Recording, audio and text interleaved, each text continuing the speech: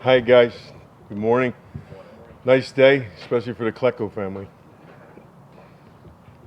So, what's been the last 24 to 48 hours? What's it been like for the Klecko family? I never knew your phone could catch fire. I really didn't.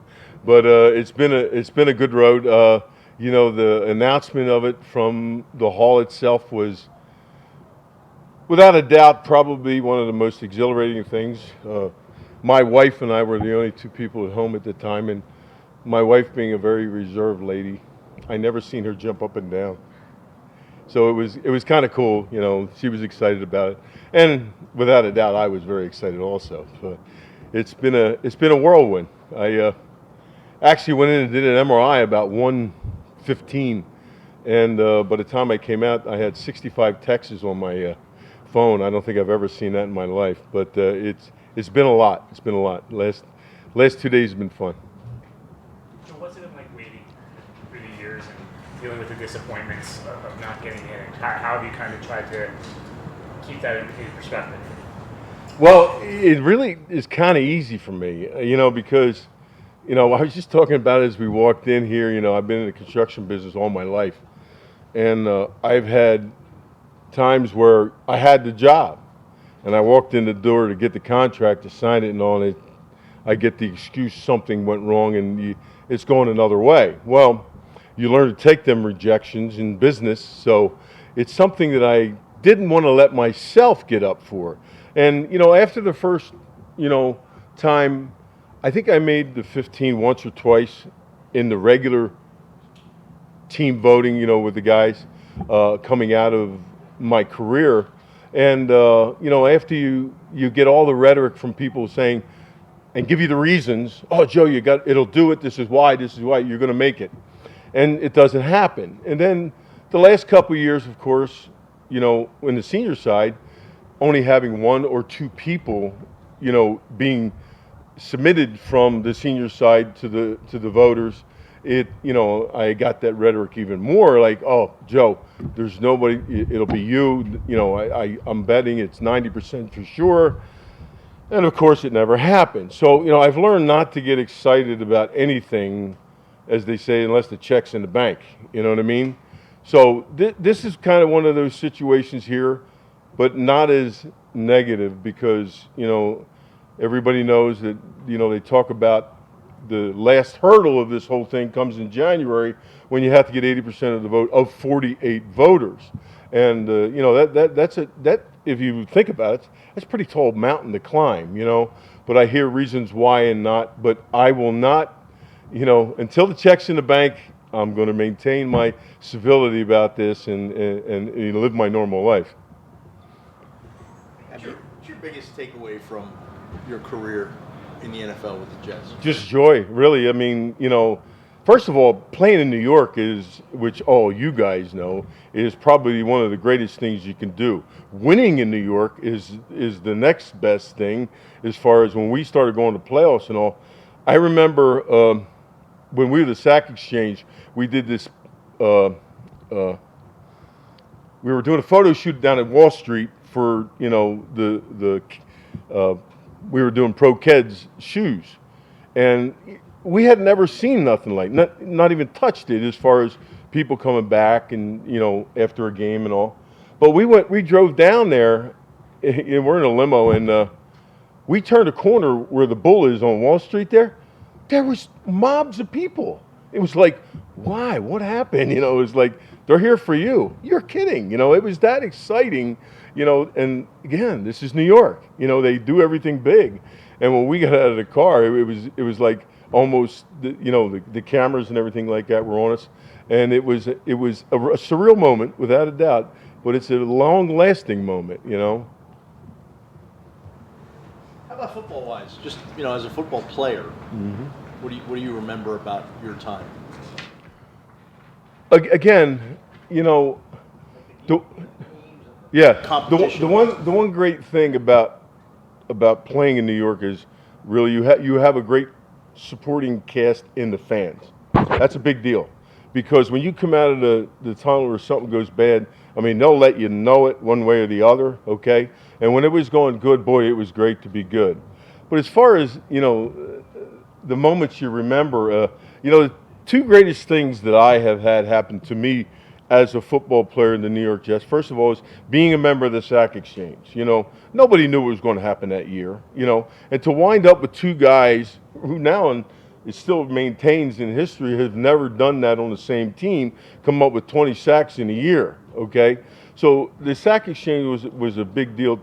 And playing against teams, we put fear in people's eyes, We had a linebacker coach that came to us from Cincinnati in 1981, and we were going to play Cincinnati in the game. And Cincinnati had a big offensive line, and they were pretty good. And he came up to me just as we were going to field. He goes, Kleck, he goes, what do you think? You think?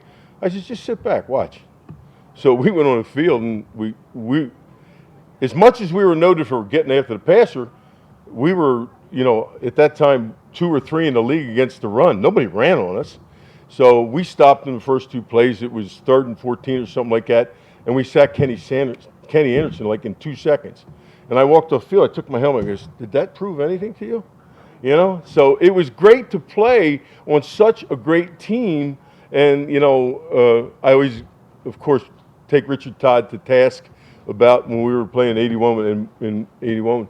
We were in our first playoff game for all this team, the young guys, and Richard threw an interception. We were about to score, and the only reason we were in that game, we were down 21-0, and the reason we were in it was because of Richard. But right at the end, a minute or 2 left in the game, he throws an interception, and we lose the football game. And of course, we wouldn't let him down. But we loved Richard. Don't get me wrong. He was the reason we were there also. But it was very deflating. And, everybody always told us at that point, it's hard to get back, and it's hard to get back. And it was tough at times. The other time was great is, I think, as a football moment, when Bud Carson became the defensive coordinator, of course, the Steelers, he was the coordinator for the Steelers all through the 70s and the early 80s, and he was great. I mean, Steelers had such great defensive players and a great defense. And when he switched me to nose tackle, and he asked me, Joe, you want to try this? I says, I'll do anything you want, And when he allowed me my freedom to play, I was doing things out there that nose tackles didn't do, They weren't quick. They weren't making sacks. They were just cannon fodder, basically, big 300-pound guys taking on blocks. Well, I was raising havoc as a nose tackle, and he loved it. So I said, Bud, what do you want me to do here? He goes, I don't care what you do. And he wasn't like that. If you knew Bud Carson was a very, disciplined defensive coordinator where you had rules and we followed them, But with me, he said, Joe, just keep it up. So that was one of the greatest parts, the 2 times that really light up your life as far as a player. They were the 2 times. Are there any players playing today who remind you of you? Geez, I don't know, of remind me of me, first of all, Rich, the one bad thing about that one, I got to put a remark on me, how I played. And that's hard for me to do because I don't think that's right for me to do.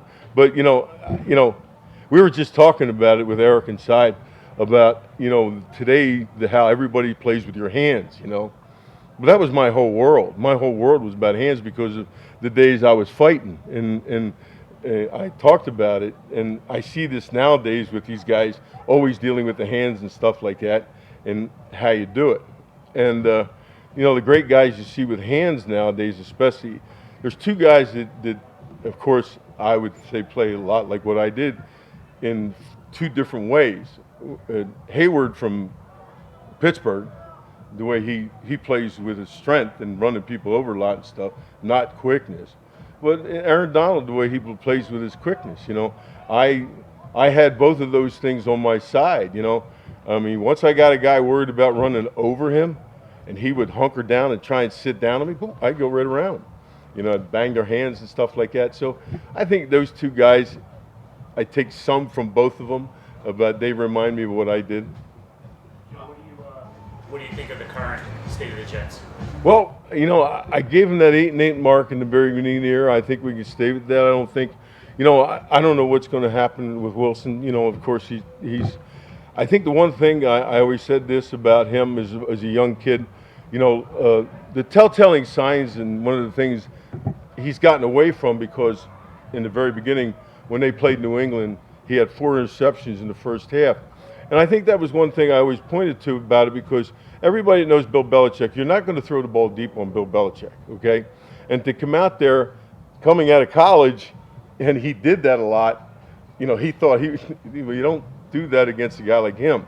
So learning the speed of the game and watching the players do things is something he had to learn this year as he's graduated to it. And he has to be on the field to learn that. So I think this is a very big back step for him. But with Joe Flacco, Joe Flacco is a veteran quarterback, and we all see what old veteran quarterbacks do in Tampa and other places, and in LA. They know their game. They know what to do, and that's a big deal. And until Wilson really gets to that point, he's a great athlete, and he throws the ball well. He's got a great arm. But that whole thing with this transition to those guys, how to read it, is what he has to do. He's gotten better at it. But I think defensively they're going to be very strong. Defensively they're going to be very good. And of course, Coach Salo, of course, being a defensive mind, I think there's an upside. The big question mark for everybody out there, and we all know that, and I've said this since they started, is the offensive line. We're going to protect whoever has to be back there. So that's going to be I know they just signed the fellow from Seattle, but that's the question mark for them. But do I think they're going to be good? I think they're going to be in a lot of competitions, listen, they're not playing in a weak division. Just go through the whole thing. Buffalo, New England, Indianapolis. There's not too many South Slatches here, even in Miami. We don't know what they're going to do yet under a new head coach, but, they've got their work cut out. You received a lot of attention from social media fans on social media wanting you to get into the Hall of Fame. Just what does that mean to you as far as Jets fans advocating for you? I think it's cool. I'm not a social media guy, which I'm sure you all know. You've never seen nothing from me on social media, because there's nothing good that can be said on social media one way or the other. You know what I mean? For win or lose, because you're always going to have a critic on you somehow. But as far as the fans being after it, the biggest guy I feel bad for is Gary Myers, who has been the biggest advocate for me, in this production of the Hall of Fame. In the last 2 years, he's taken more bullets on Twitter, I think, than anybody ever seen. Myers, you screwed it up again. You got to get him in. You're always, and the poor guy, he's worked his butt off for me, and the fans just won't let him up. But as far as that's the passion of the New York fans, that's what's great. I was mentioning it earlier. We were talking about, Darrelle Revis, of course, is up on the regular side for the Hall of Fame. And I was talking to Woody when I came in. I said, for Canton, Ohio, for that week may become New York, because if him and I both make it at the same time, boy, these fans from this area it's going to be fantastic. Joe, when you got to the Jets and they were in a rebuild phase, it's sort of similar to where they've been the last few years here. You talked about '81, kind of getting over that hump, Yep. being playoff teams. What is that process like? There's a lot of young guys here right now who are trying to do the same thing you guys did then. How hard is that to kind of overcome years and years of losing in an organization? Well, I think what the best thing about it is he's dealing with a lot of young guys. I think that's better than having old guys, veterans, because veterans have their opinions about where they've been and how things should be done. Young guys don't have those opinions yet. Put your nose down, let's get this done, and all they care about is winning and doing well on the field, of course, because, doing well on the field counts to your pocketbook. And the more you become better and better, you see the contracts nowadays they sign is what they're headed for. But getting them guys to do the right thing on a rebuilding process like we did back in 1981 takes a head coach that has to have that put together in the correct way.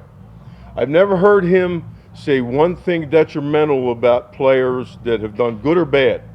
And even back when he went down, and he defended him as far as his work ethic, as far as getting back, working hard, and he came in out of shape. But he defended him in that. Now that's admirable for him, but you can tell it's not rhetoric, it's him. And that's the two combinations, I think, that lead to growing and growing in a good way. Are a great head coach. No, I mean, he's not a great head coach. I'm not putting no, Bill Belichick mark on him yet, but he's a great defensive coordinator. We do know that. And if he can get these guys motivated to do what they do and sell this to them, that every single play, and see, that's what we did as youngsters back then. And I mean youngsters, because if you go down the roster of everybody we had, we only had one guy on our team back then who was Randy Rasmussen, that was a holdover actually from the Super Bowl time. And Randy was a great guy, but not a vocal guy, and there wasn't much said.